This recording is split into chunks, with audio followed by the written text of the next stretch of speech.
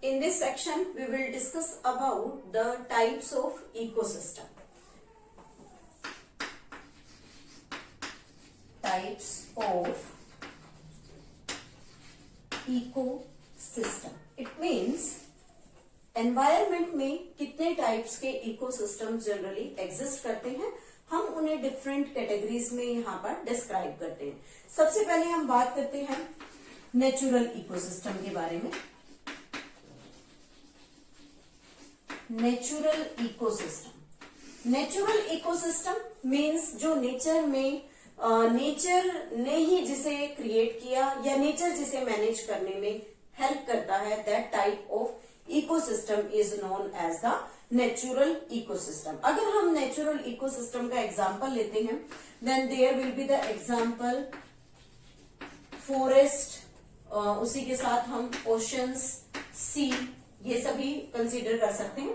तो यहाँ पर फॉरेस्ट और ओशन दोनों नेचुरल थिंग्स हैं, नेचुरली दे आर क्रिएटेड और नेचर ही इन्हें मेंटेन करने में हेल्प करता है. अगर हम इसे डिफरेंशिएट करें, second type of ecosystem that is named as artificial ecosystem. Artificial ecosystem means एक ऐसा इकोसिस्टम जनरली जो मैन मेड है. इट मीन्स जिसे ह्यूमन ने क्रिएट किया, तो ऐसे इकोसिस्टम को हम यहाँ आर्टिफिशियल इकोसिस्टम का नाम देते हैं. आर्टिफिशियल इकोसिस्टम में बेसिकली जैसे हम एग्रीकल्चर फील्ड को ले लेते हैं, एग्रीकल्चर फील्ड. दूसरा हम एग्जांपल यहाँ ले सकते हैं एक्वेरियम का. दोनों ही मैन मेड इकोसिस्टम है. अगर इन्हें ह्यूमन ने क्रिएट किया तो ह्यूमन ही इन्हें मेंटेन करेगा, ऐसा जरूरी है. बिकॉज एग्रीकल्चर फील्ड में अगर क्रॉप्स हमने लगा दी और क्रॉप लगाने के बाद हम उस पर अटेंशन पे ना करें, then the crop production will not be successful और जो हार्वेस्टिंग हम करना चाहते थे उसके डिजायर्ड रिजल्ट नहीं होंगे. सेम इज विद एक्वेरियम कि एक्वेरियम में कुछ ही ऑर्गेनिजम्स होते हैं और उन ऑर्गेनिजम्स का इंटरेक्शन किसी दूसरे ऑर्गेनिज्म से प्रॉपरली नहीं हो पाता, जिसकी वजह से अगर एक्वेरियम को मेंटेन ना किया जाए तो एक्वेरियम भी पूरी तरह से डिस्टर्ब हो जाएगा. तो इस तरह के जो इकोसिस्टम्स होते हैं they are named as the artificial or man made ecosystem. Now ecosystem को उनके साइज के बेस पर भी हम डिस्क्राइब कर सकते हैं. जैसे कि लार्ज इकोसिस्टम की जब बात करते हैं तो बेसिकली फॉरेस्ट है या ओशन जिसका साइज बहुत बड़ा है, जिसमें डाइवर्सिटी भी बहुत ज्यादा होगी. Plant diversity as well as animal diversity both are in plenty. काफी डाइवर्सिटी वहां पर प्रेजेंट होगी. फोर्थ, अगर लार्ज के कंपैरेटिवली लें तो हमारे पास एक एग्जांपल आता है स्मॉल इकोसिस्टम का. अब small ecosystem basically again crop field भी हो सकता है. इसी के साथ एक्वेरियम को भी हम यहाँ पर स्मॉल इकोसिस्टम कह सकते हैं, जहां पर लिमिटेड नंबर ऑफ ऑर्गेनिज्म या कहीं तो 1 और 2 टाइप्स के ही ऑर्गेनिज्म या डाइवर्सिटी यहाँ प्रेजेंट होगी. देन इंटरेक्शन बहुत अच्छा नहीं होता, इसलिए ऐसे इकोसिस्टम जो है वेल सूटेड नहीं है, या हम ये कहें कि ये बहुत अच्छे से एनवायरमेंट के अंदर एग्जिस्ट नहीं कर सकते. देन फिफ्थ नंबर पर हम लेते हैं यहाँ टेम्पररी इकोसिस्टम. टेम्पररी मीन्स ऐसा इकोसिस्टम जिसे बहुत कम समय के लिए क्रिएट किया गया. आफ्टर दैट जब उससे हम अपना डिजायर्ड प्रोडक्ट ले लेते हैं, then that ecosystem get shut off. वो पूरा इकोसिस्टम बंद हो जाता है. ऐसी कंडीशन में इकोसिस्टम को टेम्पररी इकोसिस्टम कहते हैं.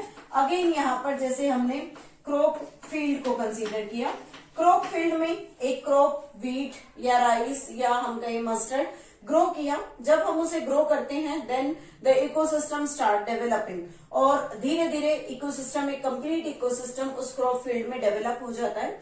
लेकिन जैसे ही उसकी कंप्लीट हार्वेस्टिंग हो जाती है, ड्राइंग होती है प्लांट की, धीरे धीरे हम उससे अपना सीड प्रोड्यूस जो था वो निकाल लेते हैं. After that crop field become empty. वो पूरा क्रॉप फील्ड जो है वो पूरी तरह से खाली हो गया. इट मीन्स वहां पर जो इकोसिस्टम था वो शॉर्ट टर्म के लिए था और अब वो इकोसिस्टम वहां से फिनिश हो चुका है. सेकंड यहां लेते हैं टेम्पररी के कॉन्टेक्स्ट में परमानेंट. परमानेंट इकोसिस्टम जो एक बार क्रिएट हो गया लॉन्ग टर्म तक वो क्रिएटेड ही रहेगा. ऐसे इकोसिस्टम को परमानेंट इकोसिस्टम कहते हैं। फॉर एग्जाम्पल फॉरेस्ट, ओशन, बहुत लंबे समय से हम इनका नाम सुनते आ रहे हैं। इसका मतलब कि ये बहुत पुराने समय से 1000 years अगो इनका एग्जिस्टेंस था, आज भी है और आने वाले बहुत ईयर्स तक भी इनका एग्जिस्टेंस रहेगा। तो ये जो सिचुएशन है इसे हम परमानेंट इकोसिस्टम का यहाँ पर नाम देते हैं। नेक्स्ट आता है complete ecosystem. Complete ecosystem means एक ऐसा इकोसिस्टम जहां बायोटिक और एबायोटिक ऑर्गेनिजम्स का इंटरेक्शन 100% होता है। और अगर 100% वहां इंटरेक्शन होगा, ऑब्वियसली हमें वहां डिजायर्ड रिजल्ट मिलेंगे या उसके मेंटेनेंस में कोई भी प्रॉब्लम क्रिएट नहीं होगी। तो जब हम किसी भी कंप्लीट इकोसिस्टम की बात करते हैं तो कहते हैं वहां पर प्रॉपर प्रोड्यूसर्स होने चाहिए, कंज्यूमर होना चाहिए और वहां पर डीकंपोजर भी होना चाहिए। अगर ये तीनों इकोसिस्टम में प्रेजेंट हैं तो इकोसिस्टम फुल्ली डेवलप्ड रहेगा। उस इकोसिस्टम में कोई भी स्टेबिलिटी से रिलेटेड प्रॉब्लम नहीं होगी। लेकिन इसी के opposite incomplete ecosystem. Incomplete ecosystem means out of these three any one if there is not present or the missing, then that condition is known as the incomplete ecosystem। और ऐसी condition में basically जैसे हम बात करते हैं aquarium की, aquarium एक इनकम्प्लीट इकोसिस्टम है because producers are not there, उसमें कोई प्रोड्यूसर नहीं होता। सेकेंड थिंग, प्रोड्यूसर के साथ साथ वहां डीकंपोजर भी प्रेजेंट नहीं है। देन उस एक्वेरियम में जो फिशेस को पाला जाता है उन फिशेस को प्रॉपर न्यूट्रिशन हम आर्टिफिशियली उन्हें प्रोवाइड करते हैं। सेकेंड थिंग कि जो एक्वेरियम में फिशेस हैं वो अपना वेस्ट एक्सक्रीट करके वाटर के अंदर डंप करती हैं। देन उस वाटर को प्रॉपरली क्लीन करना पड़ता है, इसलिए ताकि हम उस इकोसिस्टम को प्रॉपरली मेंटेन कर सकें। अगर ऐसा नहीं होगा तो एक्वेरियम की जो कंडीशन है वो वहां से फुल्ली जो है डिस्टर्ब हो जाएगी। उस डिस्टर्ब्ड कंडीशन के अंदर जो एक्वेरियम है उसमें जो फिशेस हैं वो मर जाएंगी। तो ऐसी जो कंडीशन है उसमें हम इनकम्प्लीट इकोसिस्टम को डिस्कस करते हैं, जिसमें out of these three biotic component any one of the component is missing. यहाँ कंप्लीट का हमने एग्जाम्पल नहीं लिया। Complete ecosystem like forest, ocean, mountain, ये सभी कंप्लीट इकोसिस्टम में आते हैं जहां पर हर तरह की बायोडाइवर्सिटी प्रेजेंट होती है और बायोडाइवर्सिटी के साथ साथ वहां पर लिविंग और नॉन लिविंग थिंग्स के अंदर एक प्रॉपर इंटरेक्शन होता है ताकि उस इकोसिस्टम की स्टेबिलिटी बनी रहे। So these are some different kinds of ecosystem. Now next topic we are taking here the food chain.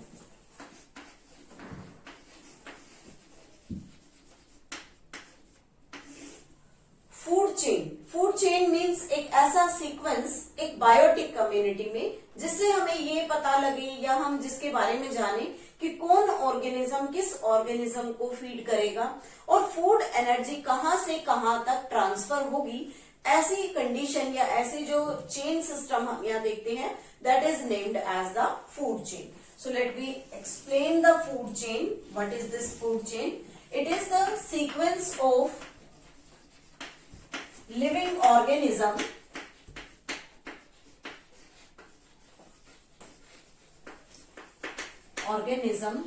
in a biotic community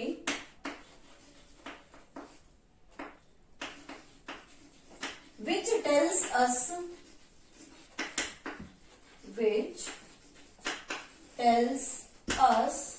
about the passing of food energy,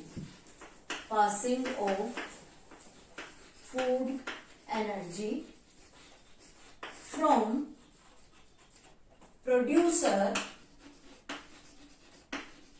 up to carnivore level. Carnivore level तक जो हमें inform करता है या हमें information देता है कि कैसे बायोटिक कम्युनिटी में जो फूड एनर्जी प्रोड्यूसर्स ने डेवलप की है फोटोसिंथेटिक एक्टिविटी से, वो कैसे प्रोड्यूसर से कार्निवोर लेवल तक ट्रांसफर होगी। This type of the sequence is known as the food chain. Shortly, it is explained as who eats whom, कि कौन किसको खाता है या कौन किसको खाएगा।